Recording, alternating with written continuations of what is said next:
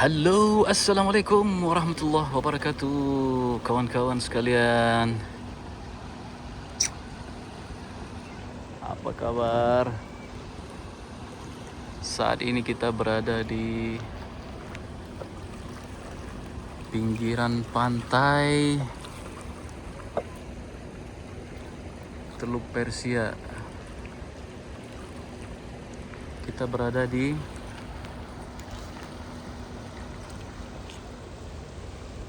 Lusail.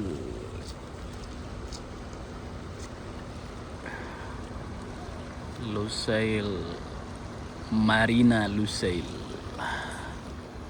Marina Lusail ini kalau dilihat dari sudut yang sama ya, itu seperti gambar pedang, Skimmers of Doha julukannya tuh. Pedang Doha. Jadi kita lihat ini adalah ujung pedangnya kawan-kawan. Ini ujung pedang, ini gagangnya di sini. Yang ini juga, ini gagangnya di sini.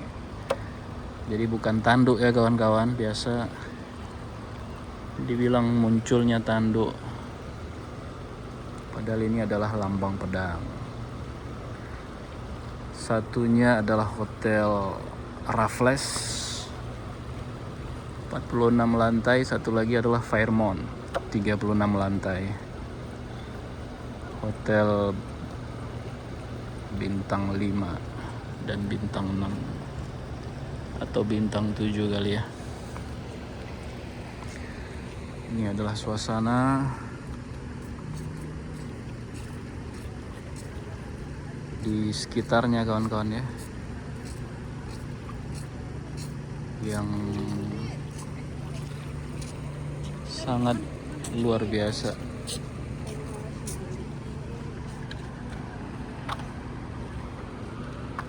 Cuaca pada malam hari sangat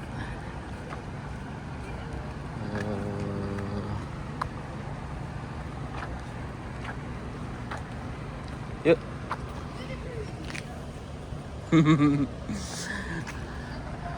Cuaca pada malam hari ya lumayan dingin lah ketimbang pada siang hari kawan-kawan. Siang hari itu bisa sampai 47 derajat. Ya, kalau kita tetap berada di ruangan, maka tidak akan terasa ya kawan-kawan. Ya orang bilang aja panas, tapi kalau kita di dalam ruangan, semua ruangan di sini itu ber-AC.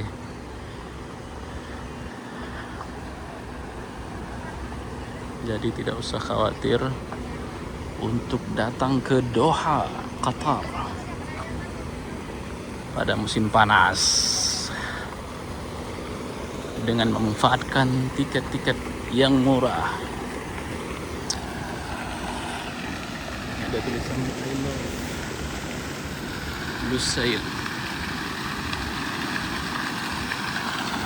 Kita akan melewati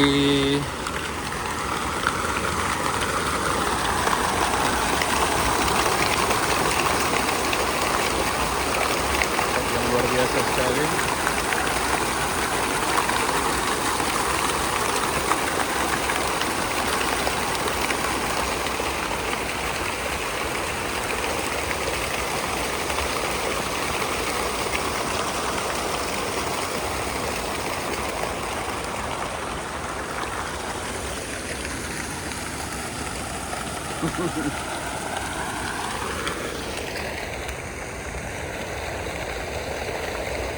Luar biasa. Intinya kawan-kawan tidak usah takut untuk melakukan perjalanan.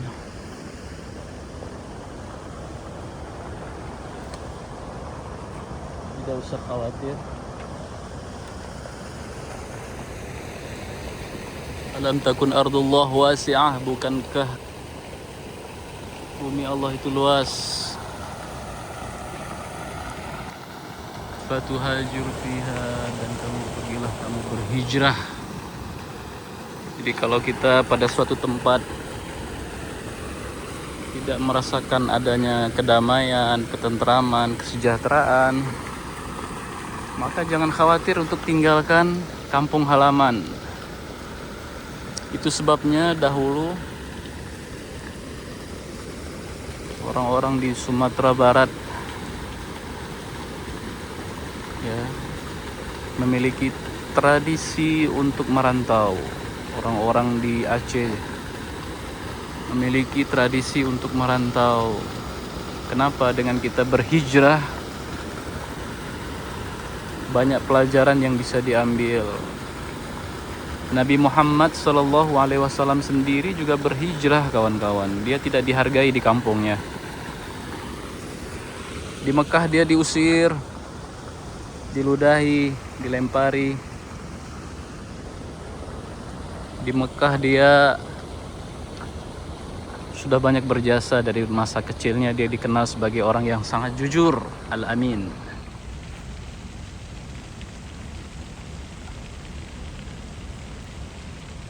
Tapi begitu dia usia 40 tahun, bayangkan ya, 39 tahun Nabi Muhammad itu sudah hidup bersama orang kampungnya di kota Mekah.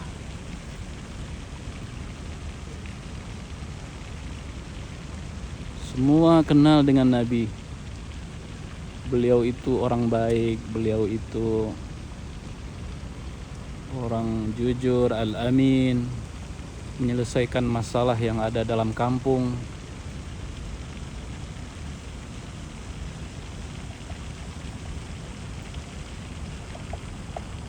Tapi apa? Ketika Nabi mengajak mereka kepada kebenaran yang hakiki, orang yang dulu dikenal sebagai orang jujur dilempari batu, orang yang dulu dikenal dengan orang baik dihalangi kegiatannya, orang yang dulu dikenal dengan orang yang menyelesaikan permasalahan di kampungnya diusir, bahkan mau dibunuh. Akhirnya apa? Dia berhijrah, hijrah ke Yathrib, kota Madinah. Jadi hijrah itu, merantau itu adalah salah satu sunnah Nabi.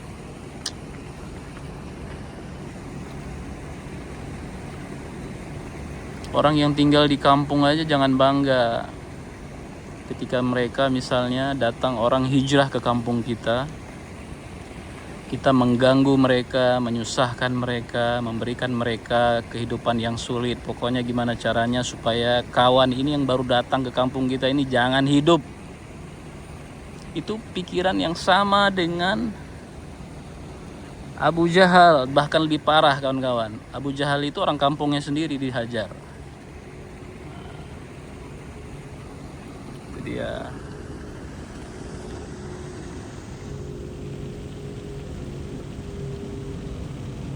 Kelihatan ya.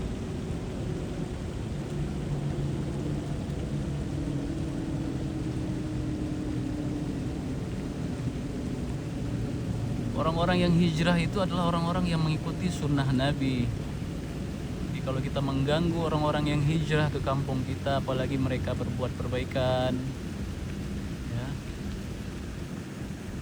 membenahi kampung kita, buat kebaikan, buat ekonomi jadi baik, maka kita itu sama dengan orang-orang yang menghalangi orang-orang yang melakukan sunnah Nabi. Orang-orang yang berada di kampung, jika tidak ada jalan lain maka hijrahlah. Seperti Al-Quran tadi mengatakan, alam takun ardullah wasi'ah, tidakkah kamu melihat bumi Allah itu sangat luas, fatuhajiru fiha, maka berhijrahlah kalian. Berhijrahlah kalian.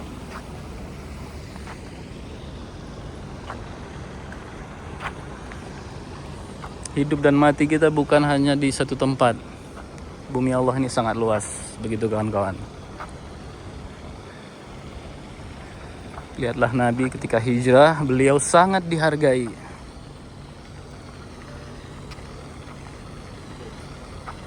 Beliau sangat dihormati, bahkan dijadikan pemimpin di tempat hijrahnya.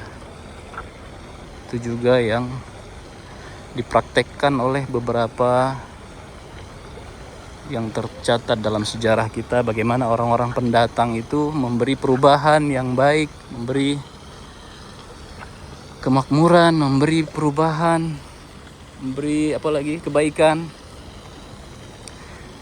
ke tempat orang yang didatangi. Makanya orang-orang yang masih terpatri dalam dirinya adat atau tradisi orang-orang terdahulu,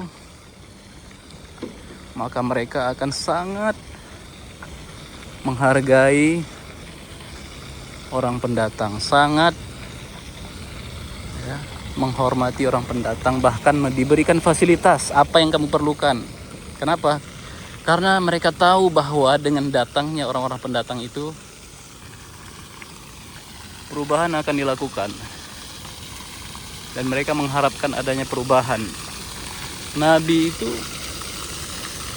diharapkan kedatangannya sampai terjadi beberapa perjanjian, Aqabah 1, Aqabah 2, ya, untuk memberikan jaminan kepada Nabi bahwa mereka akan setia kepada Nabi. Kenapa? Karena di Madinah itu dulu terjadi kekacauan yang sangat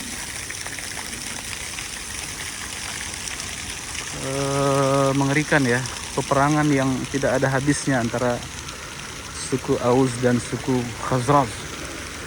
Sudah berpuluh-puluh tahun, mungkin ratusan tahun mereka terus berperang tanpa tahu bagaimana harus berbuat. Jadi muncullah sosok Nabi yang memberikan manfaat kepada mereka sehingga mereka bersaudara, disatukan semuanya menjadi kaum Ansar. Luar biasa.